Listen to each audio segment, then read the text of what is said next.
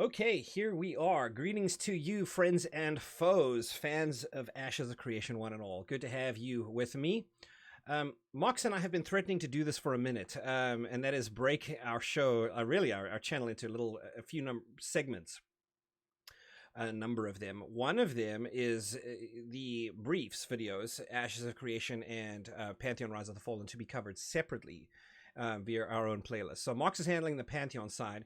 I am handling the Ashes side. So there's news and there's things to talk about. So live stream for October 2022 went live yesterday. Obviously, a lot of Halloween-y type of stuff. Very cool, very spooky. And some reveals. Obviously, there's probably three videos I'll be able to make out of what all was discussed. There's always the Q&A section at the end. There's stuff to discuss there. There was a lively discussion, or really Stephen doubling down more than anything else, on their design ideas for open world non-opt-outable PvP. Lucky Ghost put out a video within the last few days really kind of critiquing that and showing how, based on life lived in Lineage 2, that can be abused by certain guilds that want to lock down certain content or world bosses and such, right? So there's a conversation to be had there, and I think Mox and I are going to cover that via a separate live stream coming soon this week, so stay tuned to our social media. We will actually do a live stream coverage and critique that video together and look at it and actually discuss a topic as a result of that. So what is left is the demo section of the Ashes of Creation live stream, and that of course covered changes that they have made to gathering, going on. So a lot of cool things, some changes compared to Alpha 1. Now, those of you that were with me in Alpha 1 that may have looked over the shoulders of streamers and folks that were able to play it without that NDA, to shroud everything in mystery, we'll have seen that things were very rudimentary in Alpha 1. Not every tree was gatherable. You would know that a tree was gatherable, for instance, if it had sparkles kind of coming from its base. You would, and there were maybe some slight colors variations in the trees that you would know that it was tier 2 or tier 3 top woods versus tier 1. And similarly with rocks, right? I think most rocks, for the most part, were gatherable, at least that I saw. But whether it was silver or gold or whatever, you could tell basically by the shimmer or the hue on the rock. Things have been changed now, and that's really what they demoed. It looks like they've taken a page out of New World, which is pretty good to see. Everything will be gatherable now. Any rock that's out there, any tree that's out there. So that's very cool. The differences, however, is that a rock, for instance, is you don't know what's in it.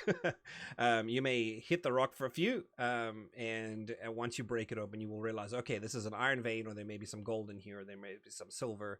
And I think I'm not sure if that's quite so true of trees. I would hope it's not. Like you chop down a tree and, oh, hey, it's this kind of wood. You should be able to tell largely from the surface of a tree what kind of species it would be, what kind of wood you get out. So maybe some clarity needed there. I don't know. Now, they did talk a little bit about a survey tool that you would have. It sounded to be very similar to Star Wars Galaxies. Those of you who played Star Wars Galaxies back in the day will have experienced this as well. So at least that was a little technical gadget that you would have that would send a ping out with a radius of your position and would reveal to you what resources were under your feet, at least locally for that spot. I think this is going to be similar in the way that it happens, right? Like, you don't know necessarily that these rocks are gold rocks, but if you're looking for gold, you can ping, this is not the spot. Go relocate to some other spot, ping again. Oh, this spot looks, positive. There is some gold here. So if you begin to break the rocks in that spot, you're going to have more chance of uncovering gold than you would have in the previous spot, where, of course, it was not listed, right, by that survey tool. I doubt it's going to be a technical little survey tool. What it'll look like, I have no idea. I wish they had revealed a little bit more to us in that regard. I imagine maybe it's magic. Maybe there's some kind of a rudimentary kind of something. What else could it be besides maybe water divining or something, like magic or something. I don't know, but either way, you have a little survey tool that will help you navigate to areas where what you are looking may be found. And obviously, the higher, more proficient you are in that, the higher your scores and levels, the better you are in that sense, right? That maybe the less time it takes. I'm not sure.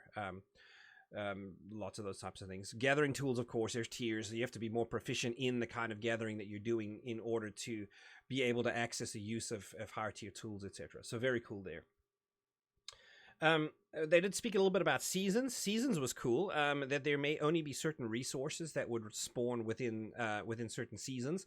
So you may go to a spot and find that there is a certain kind of flower or something, and only is there. In fact, a little later in their live stream, they did show that a flower that's only available in winter time, right? That can be gathered, and it won't be there in summer. So you will learn a lot about the resources, and much more about the resources actually based on seasons, based on weather, all those kinds of things. I'm sure that they're going to reveal more in that respect as they go. The one thing I found was really cool was their discussion about land health or eco health, right? Ecosystem health. If you're in an area, you can help or hinder that area, and it has a direct influence on the resources.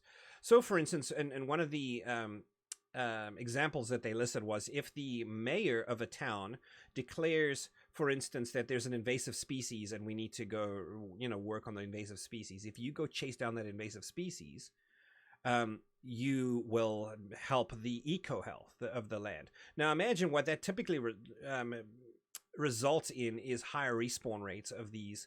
It's already been shown in this video here where you give it a certain minute, and they've increased the speed of this, at least for this demo, where a resource will respawn right over a given time within a timer. Well, that timer may decrease if the land health is higher or if the ecosystem health is higher. So things you can do, maybe chasing down invasive species. If you chase down poachers, for instance, that would help. But there's also things that you could do to decrease the land health. For instance, if you're hunting too many rabbits, they may be the wolf population will be adversely affected, right?